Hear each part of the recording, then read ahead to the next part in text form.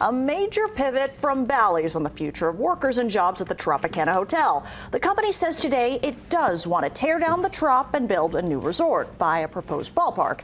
A new memo on Tuesday clarifies the A's ballpark is not finalized. They do have plans for a new resort bearing the Bally's name. Tropicana employees would be given preference to work there and have employee seniority.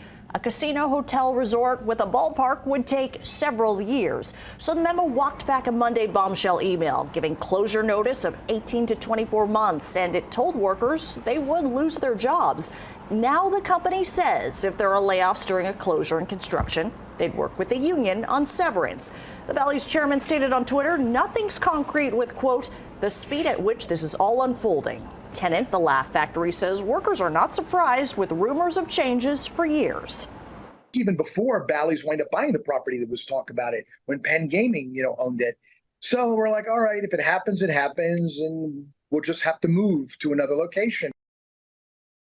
As for the status of the ballpark bill, the Lieutenant Governor's office says the bill is being tweaked. A special session could be an option because other than this bill, there's plenty of other legislation that still has yet to be passed.